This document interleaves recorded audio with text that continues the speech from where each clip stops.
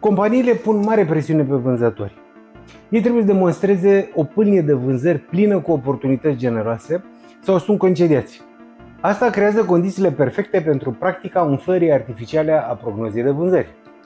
În acest film vom discuta despre falsificarea prognozei de vânzări și de ce această practică este letală pentru companii. Cum se ajunge la prognoze complet mincinoase de vânzări? Totul pleacă de la presiunea excesivă pusă pe vânzători, ca și când ei ar fi singuri implicați în obținerea de lead-uri în cererea produselor și serviciilor companiei. Vânzătorii știu că un pipeline sărac nu va conduce la o analiză a activității de lead generation sau a atractivității produselor companiei, ci la concedierea lor cel mai probabil. Prin urmare, au grijă ca pipeline-ul să fie plin de oportunități. Dacă oportunitățile sunt mici, le umflăm și le facem mari. Dacă nu sunt oportunități reale, le inventăm. Proiecte ideale care zice să stau după colț gata să fie aprobate de clienți care ne ciugulesc din mână. E nevoie de puțină răbdare, de puțină susținere și cel puțin câteva dintre acestea se vor întâmpla. Serios! Orice manager de vânzări cât de cât competent va ști să identifice oportunitățile inventate. Dacă va dori, le va elimina prin câteva întrebări și va face pipeline-ul fiecărui vânzător să fie real, corect, adevărat. Problema este că managerul de vânzări nu vrea adesea să demonstreze minciunile oamenilor săi. Mai degrabă vrea să pregătească o minciună agregată a minciunilor lor, o prognoză falsă a vânzărilor așteptate în perioada următoare. El este supus fix aceleiași presiuni ca și subordinații săi. Trebuie să livreze rezultate, nu să pună în discuție politica companiei.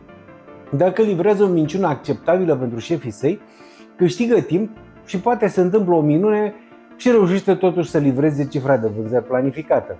Dar speranța nu e o strategie. Mai devreme sau mai târziu problemele reale se răzbună. Lipsa de investiții în branding sau în lead generation sau competitivitatea slabă a ofertei companiei se vor vedea în vânzări mai mici decât cele planificate și prognozate. Primii concediați vor fi chiar vânzătorii, dar dacă problema nu era la ei, ea va persista. Chiar și cu o echipă nouă de vânzări, cu o altă pâlnie de vânzări mincinoase, rezultatele vor fi tot proaste. Compania va intra în declin, va pierde piață și bani până când adevăratele probleme nu vor fi rezolvate. Această practică a minciunii perpetuate de la vânzător la directorul general este una ruinătoare. Ca vânzător profesionist am participat la astfel de mistificări colective. Uneori mi s-au cerut prognoze exagerat de optimiste chiar de către directorii generali care urmau să le folosească în discuțiile cu investitorii. Am avut altă politică în companiile în care am fost director de vânzări sau director executiv. Am ținut prognozele de vânzări cât mai corect am putut. Am definit reguli clare pentru ce este o oportunitate și ce nu este. Am închis oportunități care nu mai îndeplineau criteriile. Am arătat care sunt problemele reale de marketing și de poziționare ale companiei.